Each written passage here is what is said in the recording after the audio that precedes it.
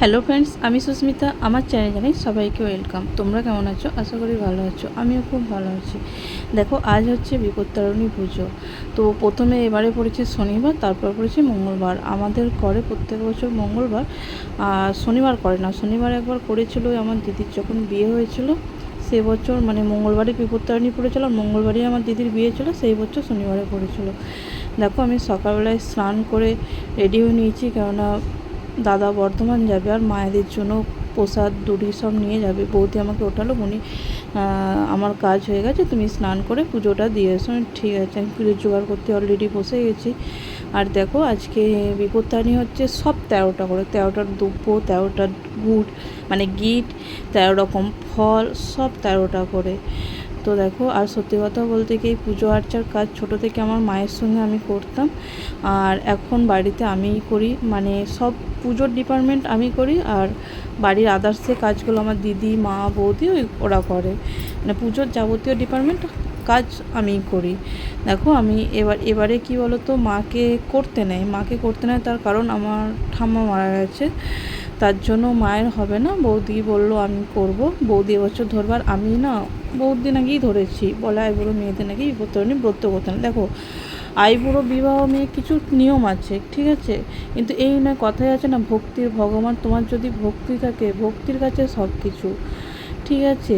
আর আমার মা ছোটোবেলা থেকে দেখছি পুজো আর্চা করতো মায়ের সঙ্গে, আমিও করতাম। আমার না ওই যে হাতের ডুরিতে ঘাস বাঁধলে নাকি যখন বাথরুম যাবে তখন খুলে ফেলতে হয়, রাখতে নেই। আমার মা ওই জন্য আমাদেরকে দিত না। মা যেহেতু বার করতো, মা পড়তো আর আমি পড়তাম। মা বলতো ভাত খেতে পাবি না, সারাদিন লুচি। আর আমি যেহেতু লুচি খেতে পারি না, আর মা কী করতো, মানে ছোলার ডাল করতো, ছোলার ডাল খেতাম। ঠিক আছে, দেখো অলরেডি তোমাদের সঙ্গে বকতে বকতে আমার ডুরিগুলো রেডি করা কমপ্লিট হয়ে গেছে, পুজোর জোগাড়ও কমপ্লিট হয়েছে। প্রায় 13 রকম ফল আমি গুছিয়ে নিয়েছি, আর এদিকে দেখো পূজার ডালাটা আমি রেডি করে নিয়েছি। চলো, এবার আমি নিজে রেডি হতে যাই। এবার আমি রেডি হয়ে নিয়েছি, দেখো। আর আমি বেশি কিছু করিনি, জাস্ট জামাটা পরেছি, আর চুলটাও আঁচড়িনি, যেহেতু ভিজে আর অনেকটা লম্বা চুল বলে, মানে জোর ছাড়াতে টাইম লাগবে বলে রেডি হয়ে চলে এসেছি ঠাকুরতলায়। দেখো, আর এখানে আমার পুজোর আগে মানে যেই ব্রাহ্মণকে দিয়ে পুজো করাবো আমি, উনি এখন ওনাদের পুজো হচ্ছে, ওদের পুজো যেহেতু শেষ হয়ে গেছে, তাই আমি পুজোটা আর ঠেকালাম না। ওদের পুজোটা হয়ে গেলে তারপর আমি আমার পুজোটা দেবো। আর এখানে দেখো, ব্রাহ্মণ আমাদের এখানে ডরি পড়ার আগে জানো তো ব্রত কথা বলতে, এখন আর ব্রতকথা হয় না। আমাদের এই কালী মন্দিরে হয় ব্রতকথা, কেননা ওখানে যেহেতু অনেকটা দেরি পুজো করাতে। আর সত্যি কথা বলতে কি, আমার ব্রতকথা শুনতে এতটা ভালো লাগে, আমি ব্রতকথা শোনার জন্য আমি ওয়েট করে থাকি। আমি এখানে মানে আমাদের উলাইচণ্ডী মায়ের তলায় পুজো দিয়ে আসছি, আর আমাদের কালী মন্দিরে ব্রতকথা শুনতে যায়।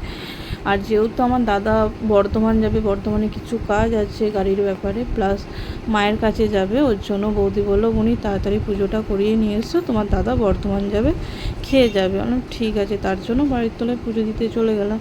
এবার ওদের পুজো অলরেডি হয়ে গেছে, এবার আমাদের পুজো করতে শুরু করে দিচ্ছে ব্রাহ্মণ। আর সত্যি কথা, আমাদের এই ব্রাহ্মণটা খুব ভালো পুজো করে, আর যেহেতু বয়স হয়েছে অনেক সময় ভুলেও যায়, আর মানুষ মাত্র কিন্তু বয়স হলে সবই ভুলে যায়। এই ব্রাহ্মণটা খুব সুন্দর পুজো করে আমাদের। আর সত্যি কথা বলতে কি, বিশেষ করে পুজো যদি আমার মনের মতো না হয়, পুজো করেও আমি শান্তি পাই না। সে ব্রাহ্মণ হোক আর যে ব্রাহ্মণই হোক, যদি পুজো করে শান্তি না পাই, আমি পরের বেলা আমি তোমাকে দিয়ে পুজো করাবো না, আমি অন্য ব্রাহ্মণ দিয়ে পুজো করাবো। এরকম অনেক ব্রাহ্মণ বলবে আবার, মানুষের বিবেক নেই, তোদের পুজো করি, তুই আমাদেরকে দিয়ে পুজো করালি না, ওখানে অন্য বামুনকে দিয়ে পুজো করালি, এরকম অনেক কিছুই বলে। দেখো, পুজো আমাদের কমপ্লিট, আমি পুজো অলরেডি করে নিচ্ছি। আর এখানে কেন করছি, সত্যি কথা বলতে কি, আমার রিস্টে খুব ব্যথা করে, তার জন্য আমি যে কোনো তাগা বেঁধে রাখি, আর ওর জন্য বিপত্তারিণী তাগাটা আমি এখানেই করছি। অনেকে বলতে যে এখানে পড়তে নেই, ওখানেই করছি। আজকের মতন টাটা, সবাই ভালো থেকো।